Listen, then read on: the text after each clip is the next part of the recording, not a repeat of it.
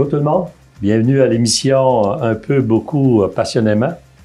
Comme vous voyez à la télévision communautaire de l'érable, le chauffage n'est pas tellement fort. Et non, ça n'a rien à voir avec le chauffage du lieu.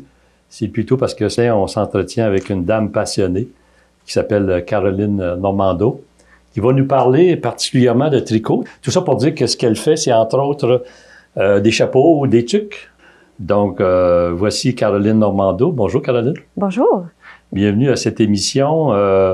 Dis-moi, est-ce qu'il y a beaucoup d'hommes qui se passionnent au tricot ou c'est pas mal exclusivement les femmes? Il y a des designers, c'est des hommes. Il y a des Montréalais. OK. Ils font des tricots incroyables. On appelle ça du jacquard, un peu comme le gilet que vous avez devant vous. Ici, là? Oui, qui est multiples couleurs, multiples fils. Il y a des hommes qui tricotent. On appelle ça tricoteuses et tricoteurs. Puis, c'est vrai que le monde du tricot est davantage connu pour les femmes, mais il y a des hommes partout dans le monde qui se mettent à tricoter. C'est pas exclusivement pour les femmes. Non, tout à fait. Puis c'est quelque chose d'assez rudimentaire. Ça prend deux broches. Ça prend 2 aiguilles ou deux broches. Oui. Aujourd'hui, il y a aussi tout le système de tricot avec, comme ici, je peux me permettre, avec, on appelle ça avec des câbles.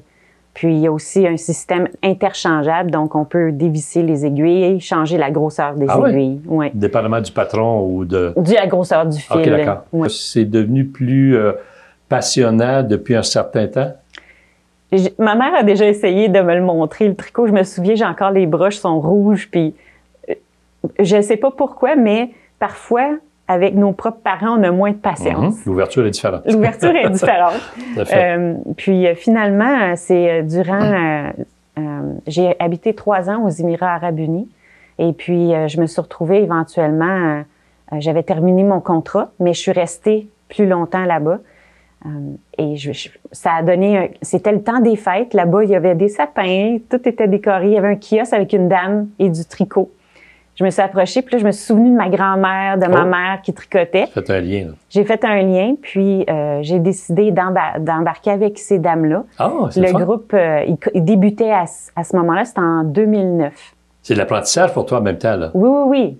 Je commençais à zéro, là. J'ai appris les types de fils, les types d'aiguilles.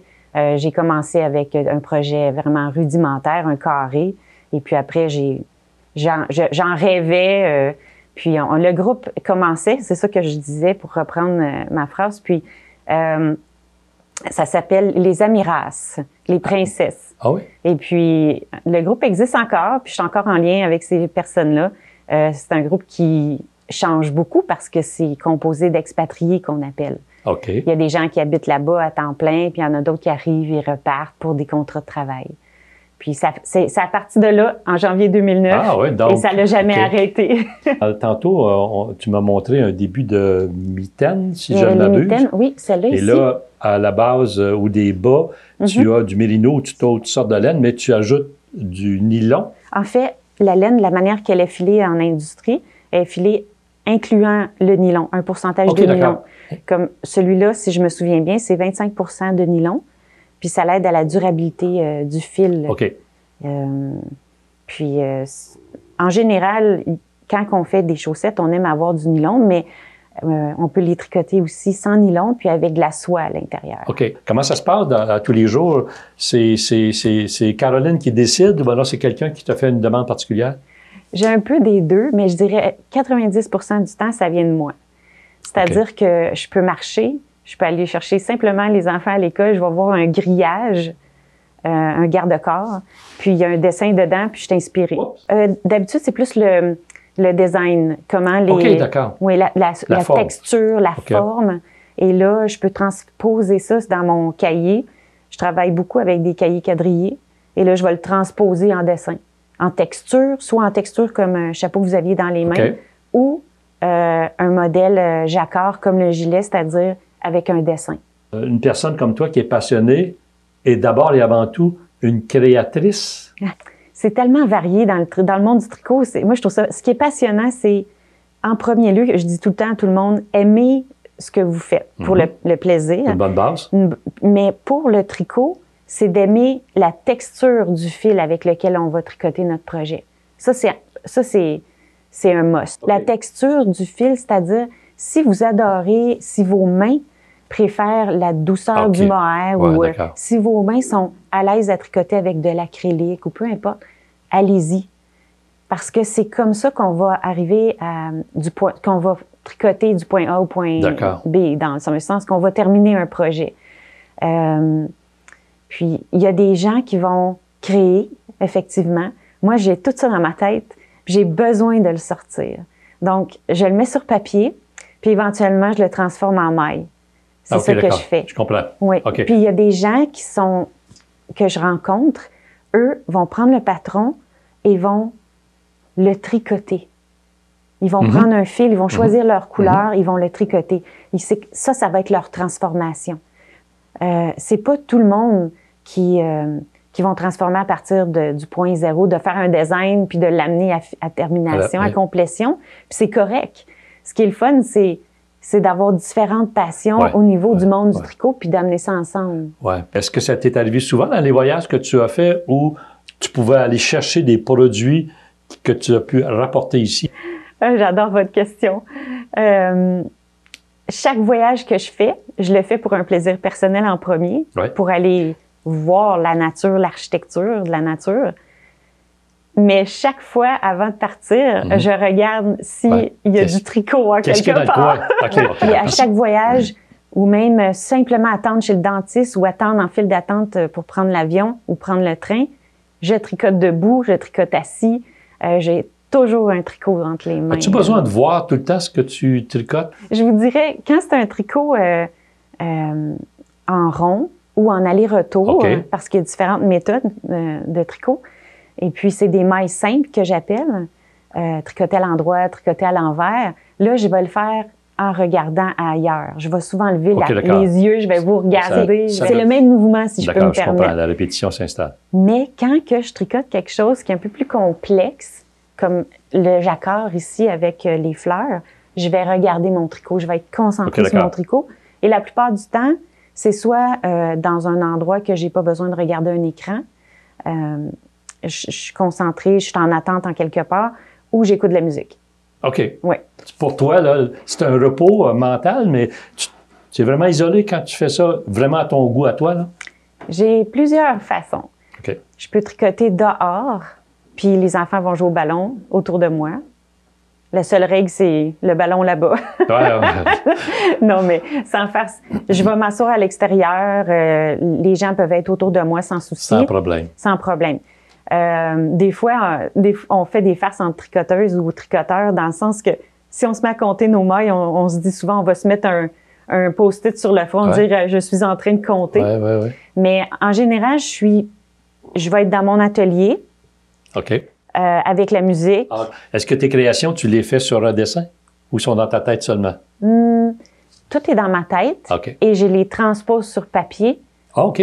Avant de rentrer, justement, avant de vous rencontrer, je suis arrivée 15 minutes d'avance, puis j'avais justement ma chaussette ici que je suis en train de designer. Et puis, j'avais mes notes, puis j'étais en train de faire ma mathématique, justement, pour créer le talon de la chaussette. Puis, j'ai modifié ma mathématique, donc c'est sur papier. C'est une mathématique. J'adore ce côté technique-là de la mathématique. Est-ce que c'est vraiment un élément important pour pouvoir créer, puis c'est un atout, dans le fond, avoir certaines notions mathématiques? Je ne sais pas si c'est un atout, parce que quand on a une passion, je pense tout se marie bien. Je ne sais pas comment expliquer ça. OK, d'accord. Oui, c'est certain que comprendre la mathématique des choses nous aide à se dire, bon, ben OK, je vais en mettre 30 mailles d'un côté. Là, si je vais à gauche, je vais en mettre peut-être 29 parce que quand je vais revenir, je vais vouloir tourner mon travail puis je vais avoir une autre couleur qui va rentrer à la 15e maille. Donc, oui, ça peut être un atout, mais c'est pas, on parle pas des formules Laplace ou de... on n'est pas dans les dérivés, là. On est dans la mathématique là, pour être capable. Mais je pense que quand, honnêtement, on a une passion, automatiquement, on va aller chercher de façon peut-être consciente ou inconsciente, tous les atouts quand on pense à justement, on se retrouve à un endroit, puis des fois, il y a des belles surprises. Une fois, j'étais à Londres, puis je me suis retrouvée à une boutique de tricot que je voulais absolument visiter.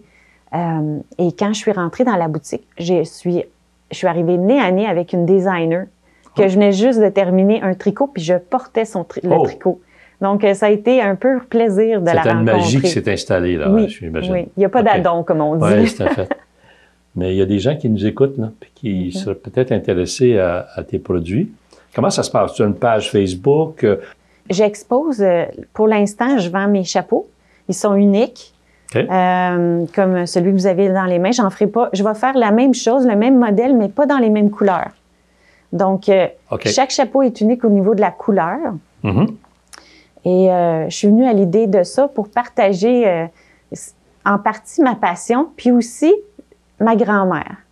Parce que ma grand-mère m'a donné toutes ses notes de tricot. Et puis, mes oncles ont porté depuis très, très longtemps, sûrement leur jeune âge, là, je leur ai pas demandé, mais des chapeaux et des chaussettes de ma grand-mère qu'elle tricotait tout le temps. Et puis, il y a quelques années, elle avait un chapeau qui n'était pas terminé. Elle m'a demandé si je pouvais le terminer pour elle. Puis, avec son consentement, puis avec des discussions de design, je suis venue avec une idée de chapeau pour elle.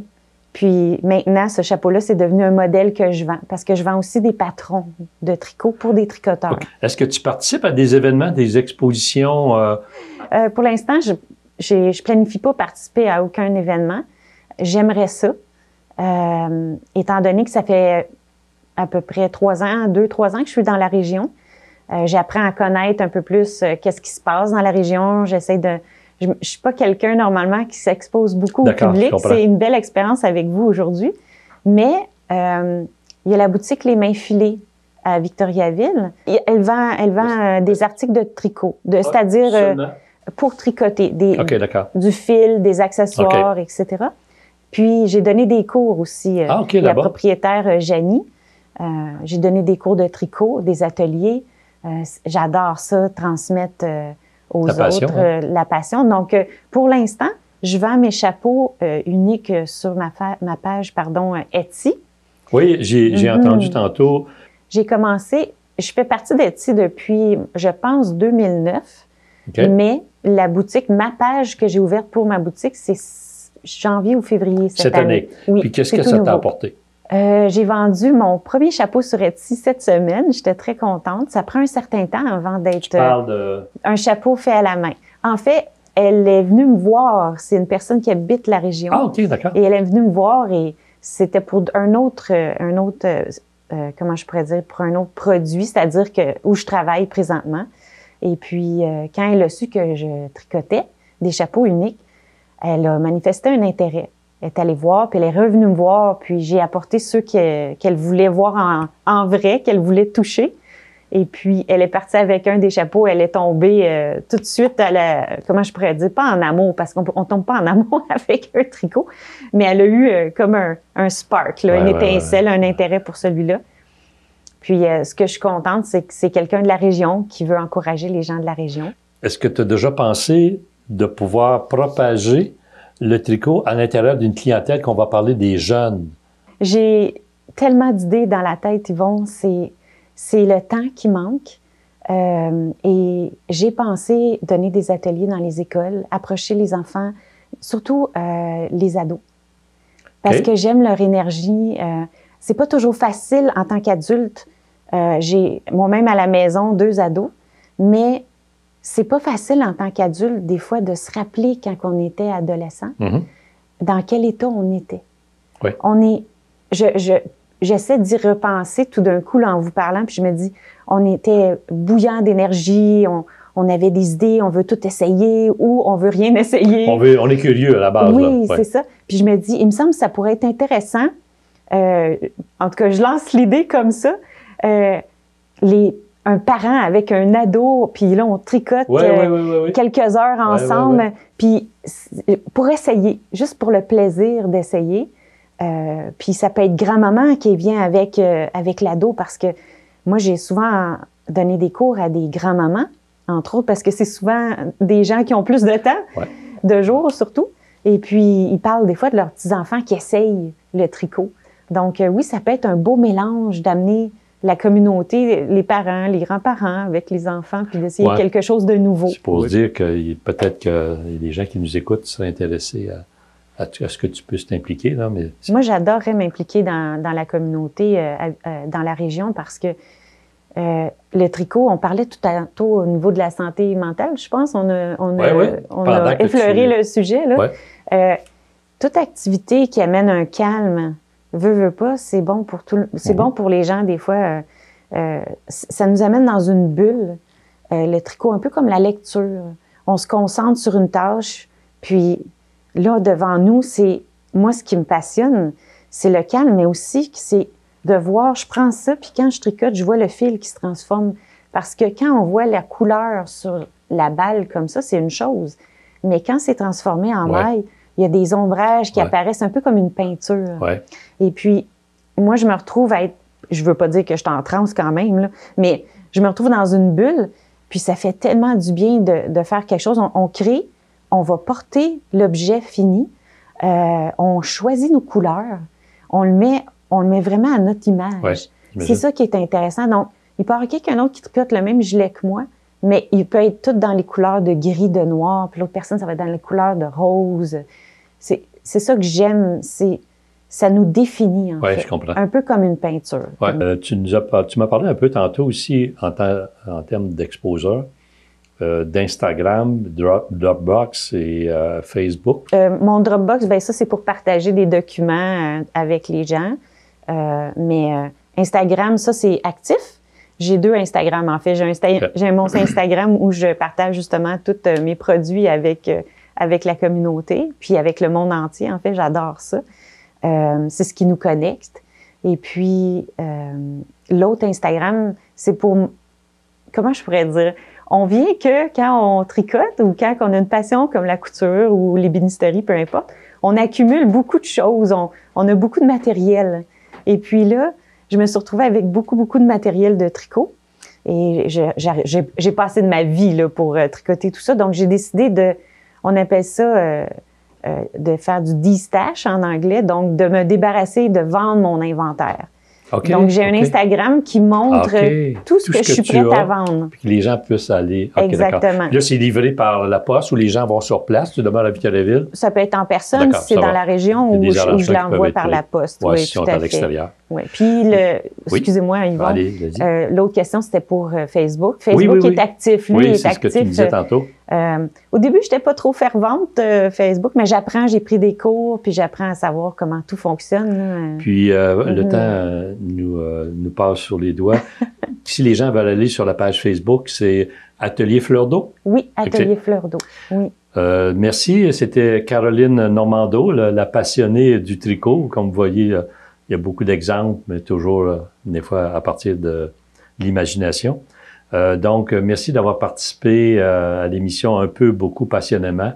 Et on vous souhaite une bonne fin de journée. Au revoir. Merci. Ça fait plaisir.